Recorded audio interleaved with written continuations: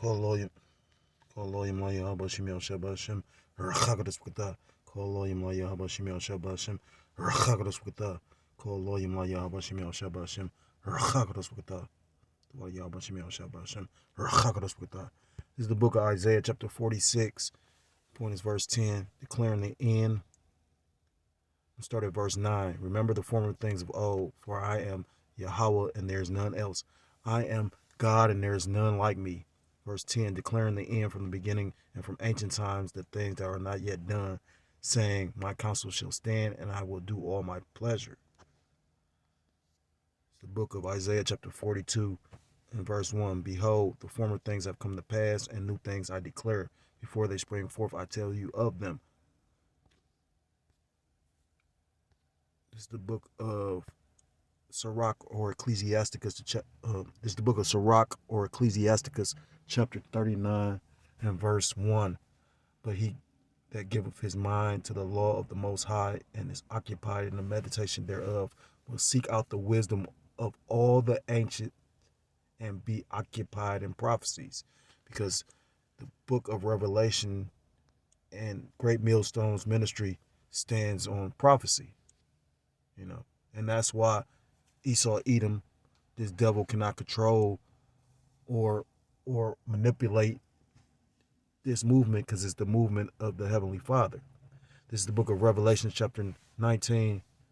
The Heavenly Father and His Son, who you people ignorantly call God and Jesus Christ, Yahweh, which means He is or He exists, by Hashem meaning in the name, and Yahweh Shah meaning He saves or He delivers.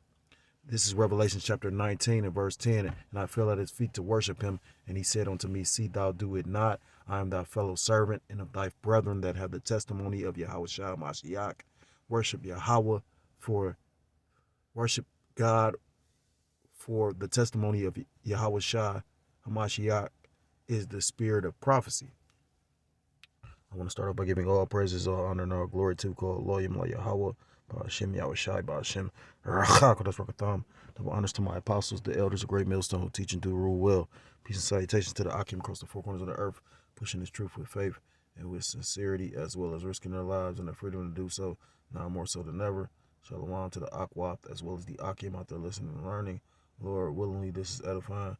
Shalom to the Israelite foreigners scattered abroad in the land of other nations, appearing like the other nations, for whom subscribe to this truth. To you I say shalom. This is the brother Yahweh Sop out of the GMS Cleveland Church, a fellow servant, coming at you with another lesson through the Spirit and through the power of Yahweh Shem Yahushua. Salakia, just getting off work. Tried to do a lesson earlier, and through the Spirit. I don't think I was gonna do it on inflation.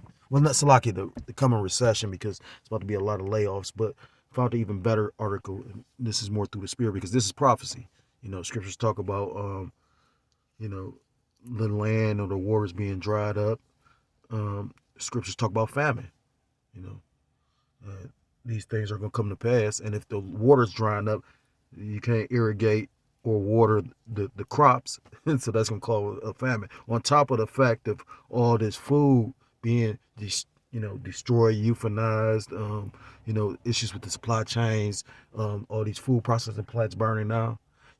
People question because of the fact, people expect things to happen in their time. And, scriptures talk about the Most High thoughts are not your thoughts, or the Most High, His thoughts are not your thoughts. So while the Most High does certain things, you would never understand, but it tells you in the book of Sirach, chapter 18, all things being to His will, though. He may do something on the left hand side to affect something on the right, and vice versa. You know what I mean?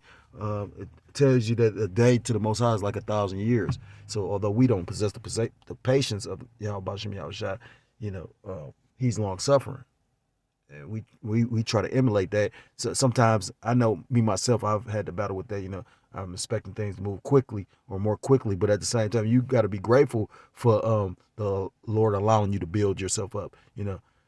It's an old saying, when the student is ready, the master shall appear. We all got this truth at a time when it was meant for you to get it. And you just got to keep that in mind when you realize how bad this is going to be.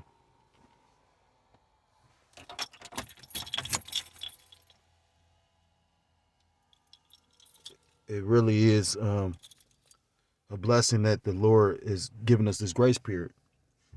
So it's multiple scriptures talk about the Lord stocking the lakes and drying up the lakes, and that's again prophecy. So that's why I came out with the scriptures. And matter of fact, out of all the gifts, matter of fact, I'm gonna get that because in the book of First Corinthians it talks about rather the prophesy. First Corinthians chapter 14, and I think it's 22. First Corinthians 14 and verse 22, wherefore tongues are for a sign, not to them that believe, but to them that believe not. But prophesying serveth not for them that believe not, but for them which believe. Because these words that are being spoken are coming to fruition, they manifest. It talks about that in the book of 2nd Ezra chapter 9, and then at the end it shall manifest, meaning it will appear. So, the things we read and we believe, we're seeing them appear. And again, a sign of, prophecy coming to pass is literally these lakes drying up. And, it's so spiritual because I was listening to a brother, I think it is GMS Heritage.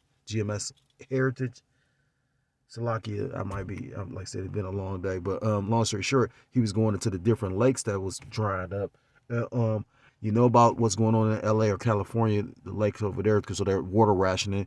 But also in Arizona and Nevada as well, because that's the West Coast.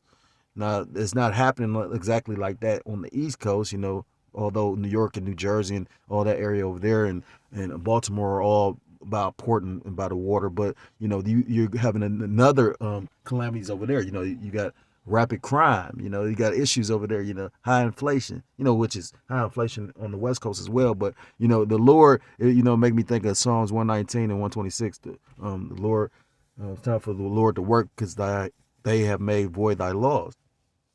So this is not even in the West or the East. This is in Mississippi. So this is down south, and it reads, photos show the Mississippi River drying up. Now, I know that they was talking about the Euphrates was drying up as well. So these are all signs of biblical, the signs meaning, the prophecies. It says the crucial river is shrinking amid drought, disrupting boat traffic and harming water quality in nearby communities. It reads, the Diamond Lady, a once majestic riverboat, wrestles with smaller boats in mud at Riverside Park Marina and Martin Luther King Jr. Riverside Park along the Mississippi River on October 19th, 2022 in Memphis, Tennessee. The Mississippi River is still in drought with no end in sight. The historically low water levels in the busy waterway are disrupting transportation, recreation, and even water quality along the river. And again, that's not all it's going to interrupt, because it's going to interrupt the crops. So it's going to help speed along that drought and that famine. I can't pronounce that. Quinimese Parish, a community south of New Orleans, has been warned that saltwater permeated the drinking water supply for up to 3,000 people in the area. So that water is no longer able to be drank, because salt water is too salty. And then it's a reason why you drink fresh water and not salt water. Put it like that. That's why it's a reason why certain animals don't inhabit salt water, while certain animals can inhabit fresh water. Local officials are worried that this could pose health risks, especially for community members with chronic health issues like high blood pressure. CNN reported the salt water made its way into the community's water supply because water from the Gulf of Mexico has poured into the river. Because water levels in the rivers are so low, it's flowing slower than usual, which has made it harder to keep the salt water out, according to CNN. The extremely low water levels have also messed with moving around goods and people. In mid-October, the drought was disrupting barge traffic and capacity. The Coast Guard reported that 8 barges had run aground in the river, getting stuck in sand and mud that the barges would have easily sailed over last year.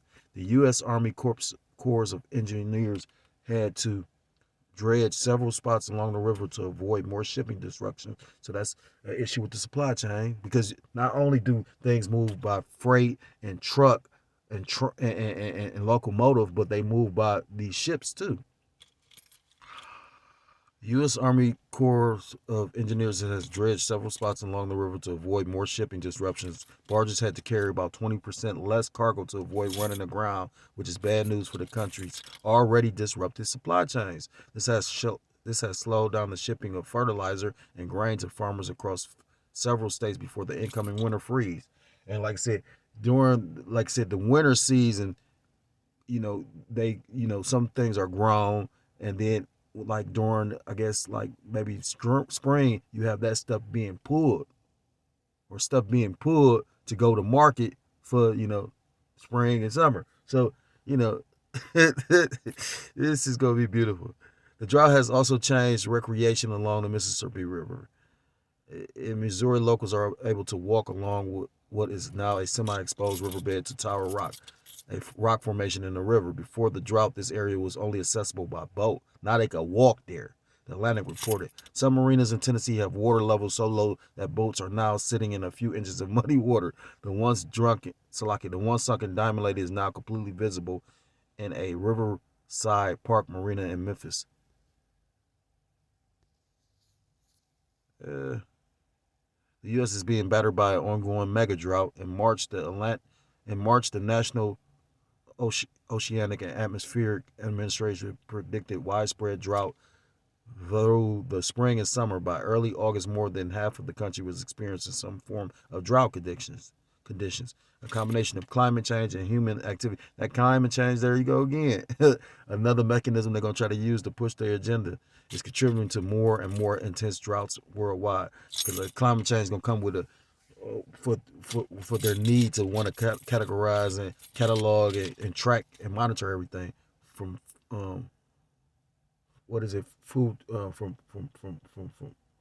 damn, what is it, from something to fork, from seed to fork, or something like that.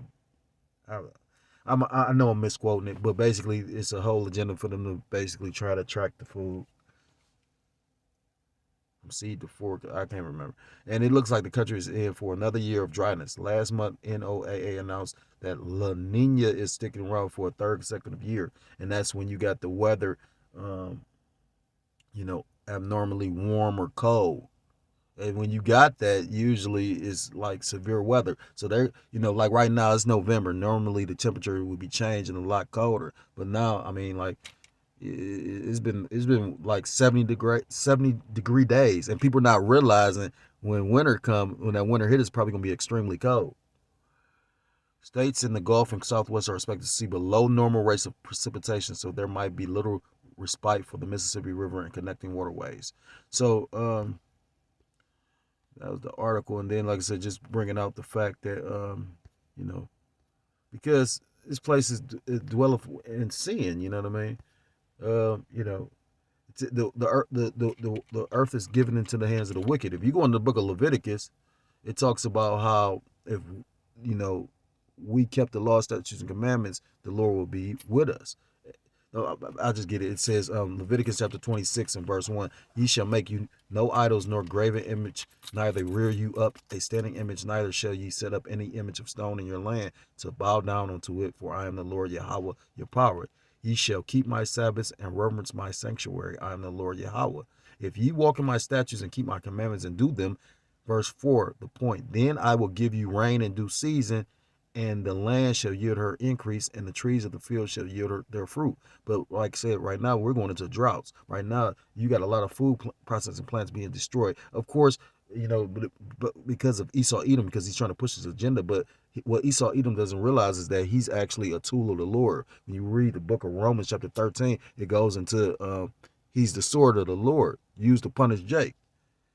It's just the pride of the devil. He doesn't realize, it tells you in the scriptures in the book of Job that the deceived and the deceiver are both his. So Esau Edom is really literally thinking he a god or the ultimate power, which he is the apex predator, in this wicked ass kingdom, but he's going to be brought so low. And it tells you that in the scriptures in the book of Lucifer. I said the book of Lucifer. Salaki. I don't know. I'm sorry. The book of Isaiah, chapter, what's that thing, 14? It talks about, is this the man that's been brought low? Because, you got a physical counterpart to the spiritual demon Satan, which is this red Hebrew Edomite. The spirit of Satan dwells within this man. The book of 2 Thessalonians chapter 2 goes into that. It's a physical man on the planet that does the bidding of Satan. The spiritual, left-hand angel that the Lord uses on his left-hand side, because the Lord controls both good and evil. And there's multiple scriptures that go into that, which is actually the proper breakdown, because you've been hearing that bugged out shit where the Most High God created Lucifer, but his creation ended up being more powerful, as powerful as him. Like, come on, think about it. Like when you have some fathers that literally they children don't attribute or don't. You got some sons that exceed their parents or their mother. Some daughters that exceed their mothers in talent or whatever. But for the most part, like, I was thinking about looking at Mike Tyson's son. His son boxed, but his son is not on no level for real. So it just, it just made me think. And ultimately it's the will of the Lord anyway.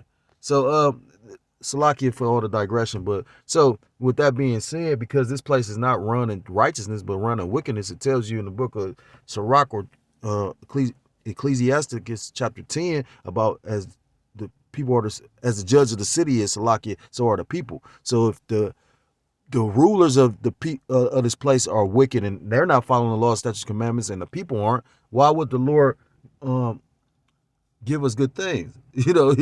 He's withholding good things because of the wickedness of this place. And to show you his power, it literally tells you in the book of Nahum, chapter 1, verse 4.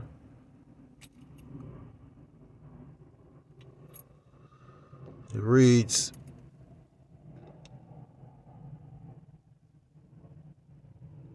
the Lord is slow to anger and great. This is Nahum chapter 1, verse 3. The Lord, Yahweh, Ba'ashem Yahushua, is slow to anger and great in power, and will not at all acquit the wicked. The Lord hath his way in the whirlwind and in the storm, and the clouds are the dust of his feet. So he manipulates and controls the weather. Verse 4. He rebuketh the sea and maketh it dry, and drieth up all the rivers. Bashan languisheth, and Carmel and the flower of Lebanon languisheth. So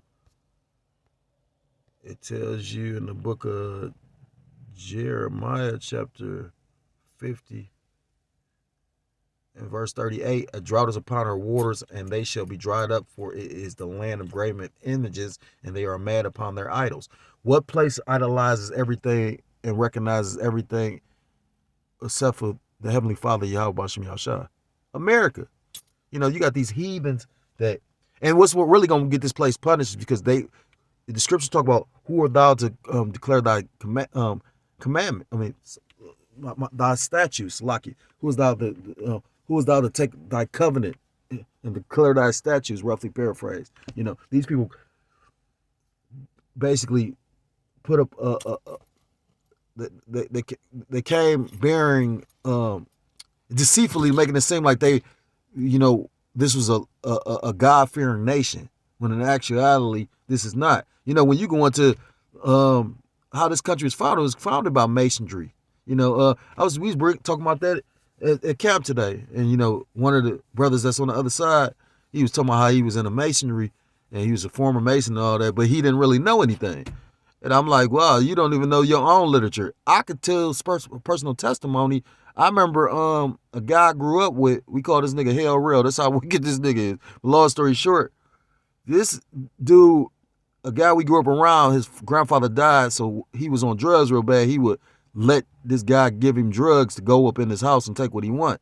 He went up in there and found these old books. So I was happened to be over his house, and he was like, oh, look at this book. He knew I was in the books. And it was a masonry book, and I was going to get the book from him, because just to do a lesson on it, but it was just through the Spirit of the Lord. This book was not a regular masonry book. It had all kind of symbols and sigils, and I'm like, what the fuck? Like literally, they're one of their founders. Like one, well, not their founders, but yeah, I think he was one of the founders. He was the founder of like the Scottish Rite or something like that. That Albert Pike literally wrote a book, Morals and Dogma. It literally talks about, certain things in that book. But this Jake didn't even know all that. And that's how most people are, and affiliated with stuff and don't really understand what you affiliated in. Even with this truth to a degree. You know what I mean? You're going to actually live what's in these scriptures. For those that are not aware, that are not in the proper spirit, So, like I said, you got these people that idolize themselves, these entertainers, these athletes, idolize everything. So, yeah, this is that place, the land of graven images, and they are mad upon their idols, because they idolize everything but Yahweh Shem Yahushua.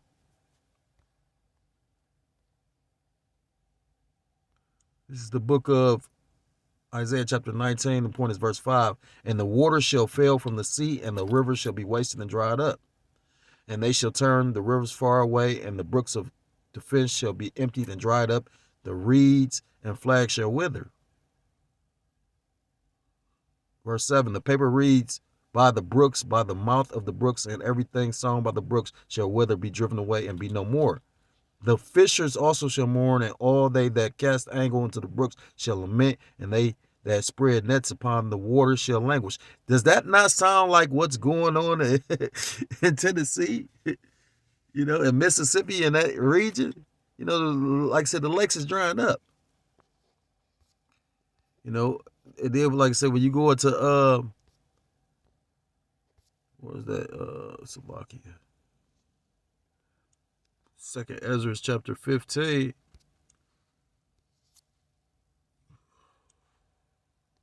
Verse 22. And it reads,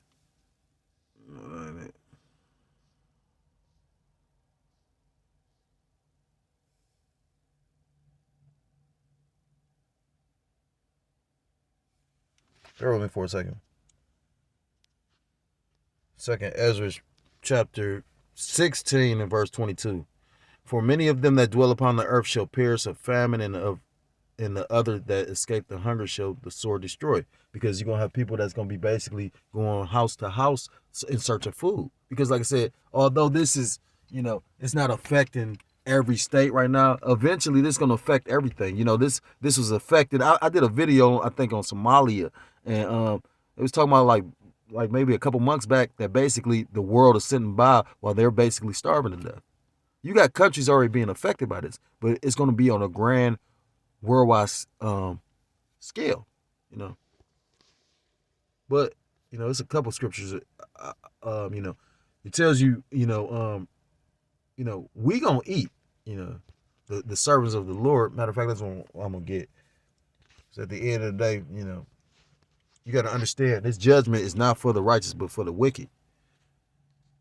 The righteous are going to be protected in that day. This is the book of Isaiah chapter 65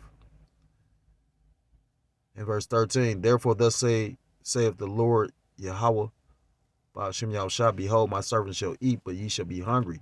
Behold, my servants shall drink, but ye shall be thirsty. Behold, my servants shall rejoice, but ye shall be ashamed.